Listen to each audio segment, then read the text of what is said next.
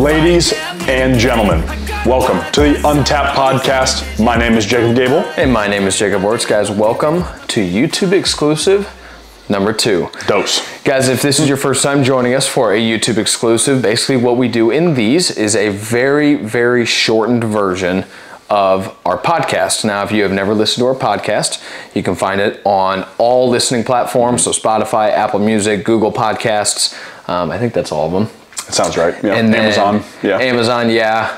Actually, Amazon may have gotten rid of their podcast. Yeah, probably. But whatever. Yeah. All listening platforms and also here on YouTube. All of our podcast episodes are on YouTube. And we have a couple other different versions of videos on YouTube as well. We have vlogs and we do these YouTube exclusives as well. Basically, so let's hop right in. Basically today, what we're going to talk about is the cardinal rule of physicality.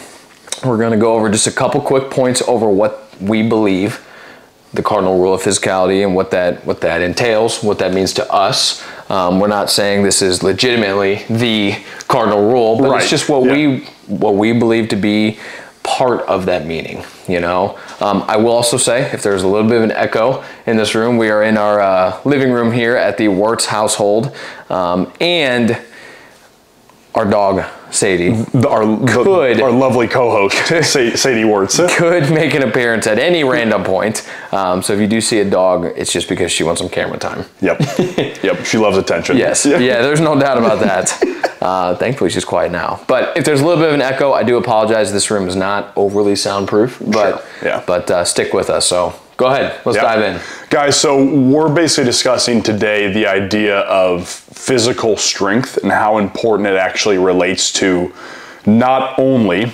understanding your own physical strength and the lack thereof sometimes for some of you that may be listening that are just starting your fitness journey, and also how it translates to life as well. So what we mean by that, put it simply, is understanding, could I get under a barbell confidently? Whether that's, because barbell is always the easiest way to put it. I'm not going to say dumbbells, kettlebell.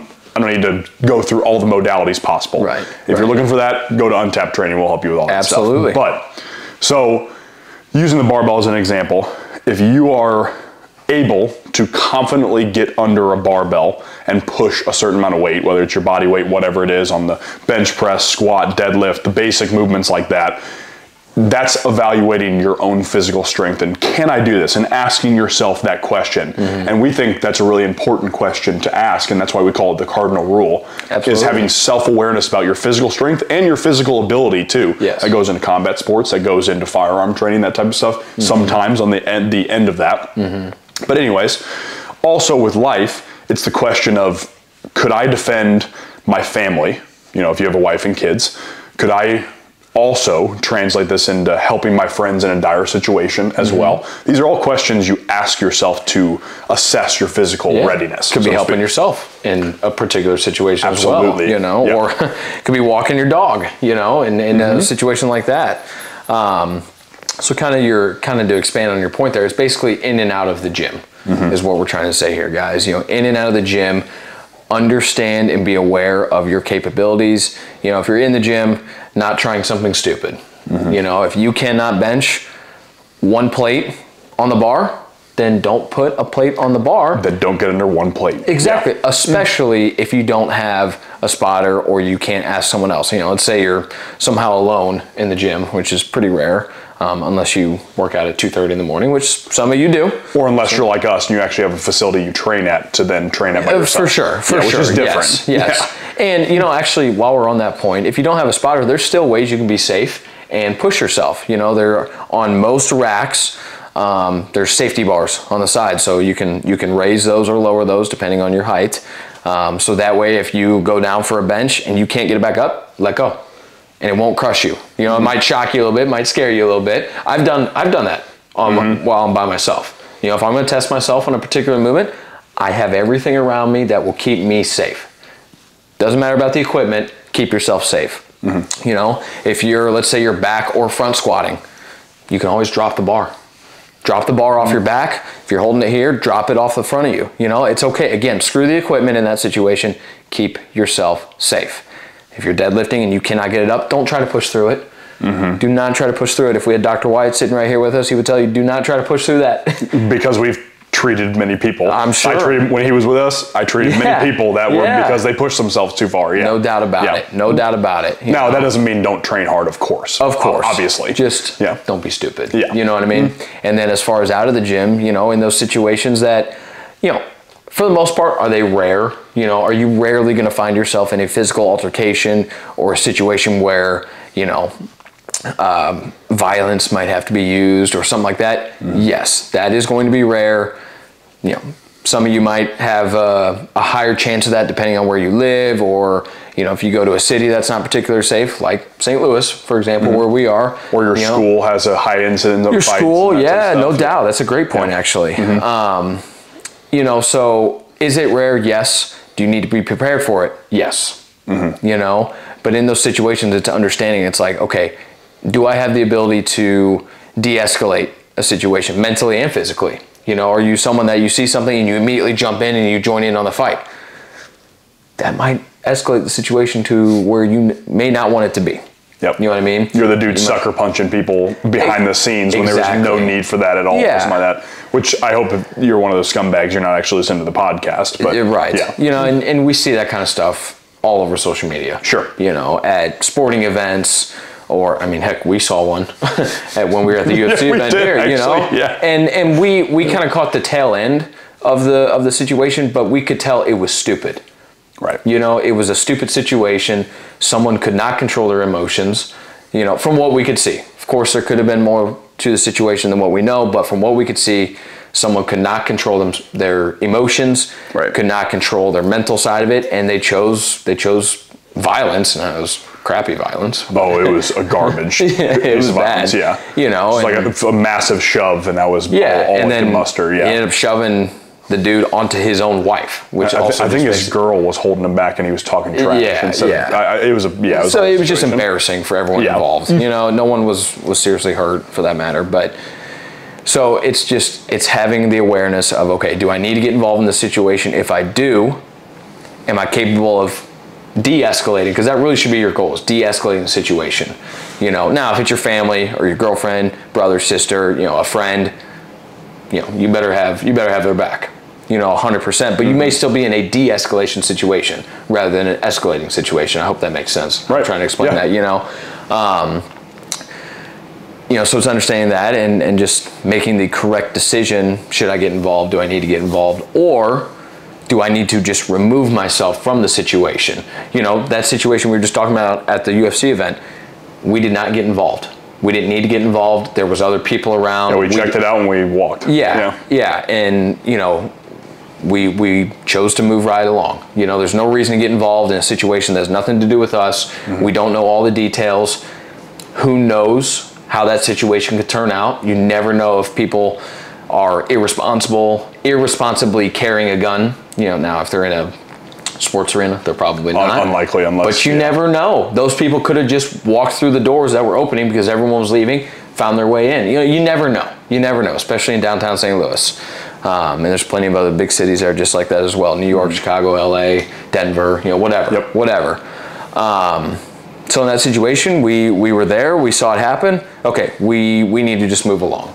You know, we're not in fear, but we have an understanding like we do not need to be involved in this. So we're going to move right along, and we're not going to put ourselves in a stupid situation. Correct. You know, where then maybe one of us gets hurt, and it could have been avoided altogether. Yeah. You know. Well, and you're making a good point here because it's setting the stage of like an obviously one we needed to de-escalate by us just walking away. Yeah, exactly. Not being involved. Exactly. You know exactly. what I mean? Because then if all these people start joining in, then before you know it, there's 25 people involved in something stupid that nobody knows why. And who knows how many people get severely hurt in that scenario, like for no good reason. Exactly. Right. And, you know, and there's a different situation because it's like you can be de-escalating if something hasn't gone to physical violence yet with your friends.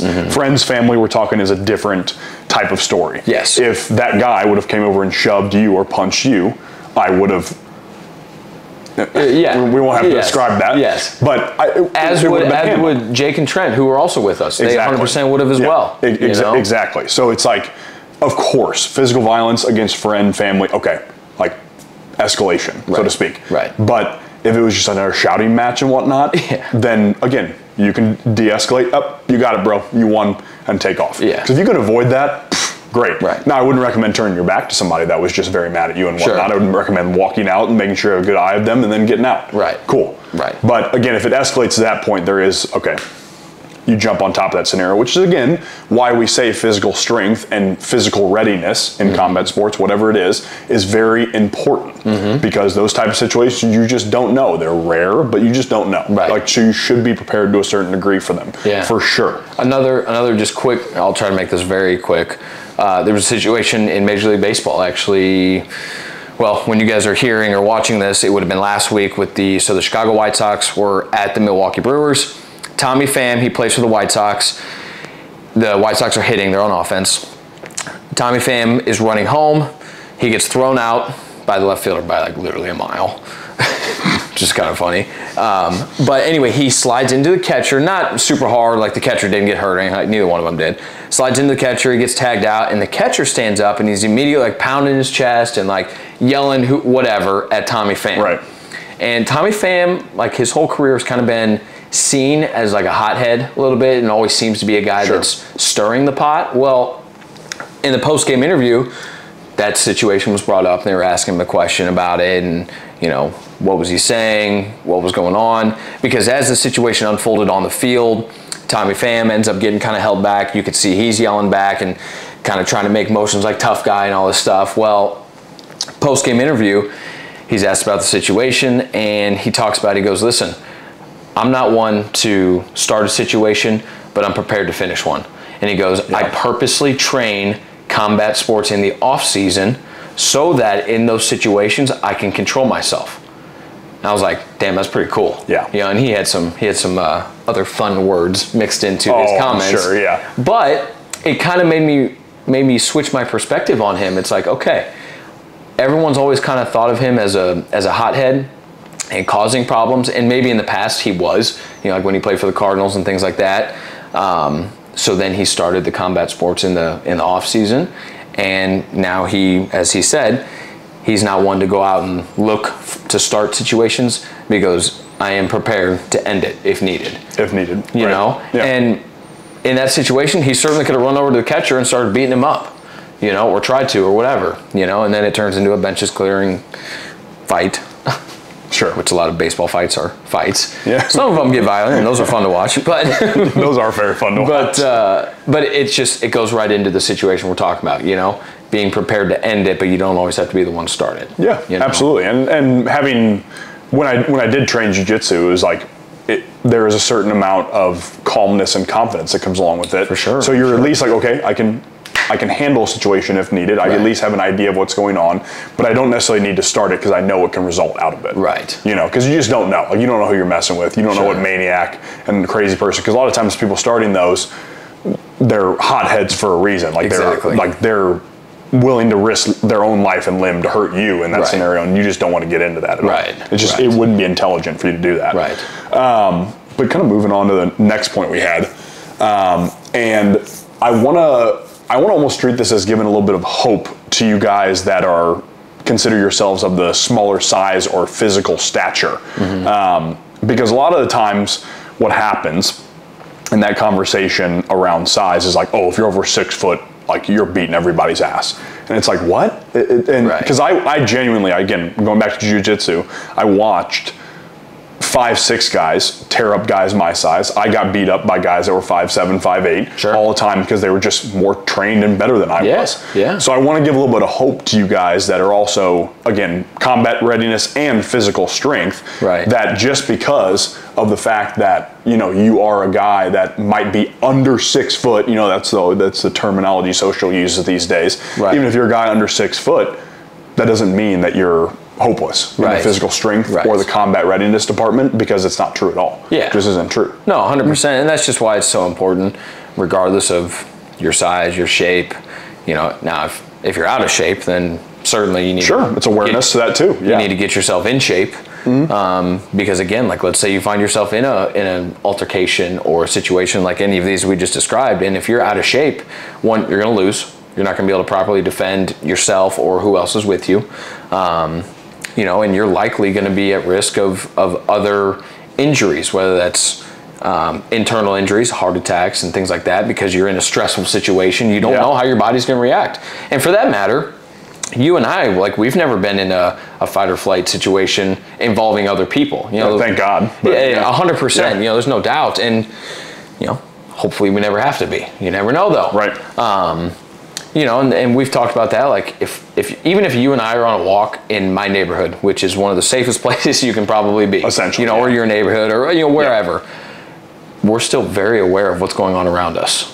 You know, whether it's a car driving from behind us or driving in front of us, or there's people that are walking towards us on the sidewalk or whatever. And that, guys, that doesn't mean we're always stressing ourselves out. Like, no, what's this guy going to do? And his dog, you know, like, what's he going to do? He's walking right at, like, no, that's not what we're saying. But it's just being aware, you know. Anytime my sister goes anywhere with friends, because for some reason they love to, like, go to Art Hill, which is in the city of St. Louis and whatnot. Girls love the city in every city there is. They do, they do. And it makes us dudes freak out. 100%. And she could sit here and confirm us every time. I'm like, just be aware of what's going on around you. Like, be very aware. And if there's something that is even remotely stressing you out, like, just leave. Or just go somewhere else. Something's amiss. Something's wrong. Yes. Like, just go somewhere else. You know, it doesn't mean you have to come home, but just remove yourself, you know? So, but we're like that too. We're very aware of what's going on. And then if we're in a situation like a Cardinals game or a sports event where there's a ton of people around, same thing. Like, we're 100% aware of what's going on around us, you know? And just because we happen to be over 6 foot and, you know, we're bigger guys and we train, you know, religiously and whatnot, that doesn't just go for us. Like, anyone of any size, any stature, just like he said, you need to be aware of what's going on around you. And where I was originally going with this point was, you need to train. You need to train. You need to train. You need to strength train. You need to lift heavy. You need to train cardio. You know, if you have a way or have the means of training jiu-jitsu or boxing or some kind of combat training, do that. You know, I've never done jiu-jitsu or anything like that. I do have a punching bag here that, you know, I actually can't use it right now. What I hook it up to is broken. But you know, it's even that, just having an understanding of how your body works and moves in even that kind of a training situation, you know, and it's also a fun way to do cardio. It's also a really fun way to do cardio is exactly what I was going to say. Yeah. But if you hate running, then that's a great option. Exactly. Yeah. But you also got to run sometimes. Exactly. You got to run sprints. You got to run shuttle drills and cut moves and things like that. You know, you can imagine yourself in a football game or something like that where it's like, okay, I'm running a route. You know, I've done that with my sprint training. As a matter of fact, I have drone shots I've posted where I'm literally running routes, you know, and it's not for a football game or something, but it's like, okay, I know I can run 5 yards straight and then I'm making a quick cut, you know, and if that cut is slow or it's sloppy, I need to improve on that, you know. Let's say we get in a situation where something like that has to happen. If I'm not prepared for that, I'm going to blow a knee out. You know? Exactly. So it's training, because one, that's a very healthy way to train, and putting your body and your mind through different kinds of situations, whether it's, you know, training in the gym, it's going to a football field, using your Go rucksack to do farmer's carries or lunges or whatever else, you know, using med balls. How fast can I throw this ball? How powerfully can I throw this ball? Whether it's straight down, sideways, over my head, it doesn't matter, you know. How many different ways can you possibly train your body so that any given situation ever, you can be prepared? Yeah, it's tactical readiness is what it is. Yeah. I mean, essentially. Which, and again, people hear Navy SEALs. Yeah, and people hear tactical and it's like, well, I'm not trained to go to war. Yeah, neither are we, dude. Neither are we. Yeah. It's just a phrase. It's just a way to describe that type of training and type of thinking. Yeah. You know? So it's a great way to describe it, by the way. Yeah, oh yeah. Because again, like you were saying, like being able to make cut moves is not just what football receivers do. Like, 100%. That is an evasion tactic. Yeah. If you need to run from a situation, like that is a good evasion tactic to have as well. And again, these are very unlikely scenarios, but would you rather be prepared? Exactly. I mean, I personally would. Yeah. You know? Let's say you're a dad and you've got a newborn baby in a stroller outside. The stroller starts to roll down. There's a car coming. You run down. You have to pick up the stroller and then cut one way or the other to avoid the car. For you, the baby, like, There you go. There's a non-football situation where that could come into play. And that would fall under the term of tactical readiness or tactical training. Yes. Yeah, it's not like we're coming to you talking like we're Jocko or Goggins, because we're not. No. You know, we've never been in the military, we've never seen combat, we've never seen any of that. We would never claim to do that. But is it a phenomenal way to train? Yeah, it is. Because I know I'll be more ready than somebody who's 350 pounds. Yes. And that's, again, or somebody that is 120 pounds and has no muscle either. Yes. And that's, again, a call out to you guys, like, you have to be physically ready in these scenarios. Like, it's not even, that's why we say cardinal rule of physicality, because being physically ready is a non-negotiable. Yes. Complete non-negotiable in this scenario. So. Yeah. No, and there's tons of different scenarios we could go through as well. But I think we just covered that pretty well. So bottom line, guys, doesn't matter who you are, male, female, doesn't matter. If you're, 5'4" or 6'4", doesn't matter, okay? It doesn't matter if you played sports growing up, if you play sports right now, or if you are an artist or a musician. It doesn't matter. You need to train. You need to be physically ready for any situation, good or bad. Good situation. Let's say you want to throw the football with your son. There you go. Let's say, let's say you want to throw softball BP to your daughter, or hit her ground balls or whatever. There's plenty of good situations to every single bad one that we just described as well that you can still be prepared for. I can't wait to one day play catch with my kids, to shoot hoops with my kids, to get on the ice with my kids, is I'm sure what you're thinking right now. Exactly. What if you were out of shape and you're 50 and you can't skate anymore? Oh man, your dad used to be good at hockey. That's what I'm saying. It's like, nah, your dad's still good at hockey. Watch this, Junior. You know what I mean? Like, I bet you cannot wait to do that. So it's just, it's the exact same thing, you know? And then both of us work in the training world, and we probably will forever, because that's what our calling is. We can't be out of shape coaches. You know what I mean? If I'm demonstrating, a rear foot elevated split squat holding 2 kettlebells, I better be able to do that. Otherwise, why is that 15-year-old kid gonna believe me that that's why he should be doing this? You know what I mean? Yep. Or why should that 45-year-old mom believe me when I'm saying, hey, we're doing a banded anti-rotation for our core? Yep. Well, why don't we just do crunches? Well, here's why. And here, I'm going to show you how to do it. Yep. All of this comes into play. And then you tell her, like, I can't pick up your 40-pound dumbbell. That's what I'm saying. It's like, ooh. But you expect her to be able to pick it up. It's like, It's like, something doesn't add up here. That doesn't really play with clients that way. Right.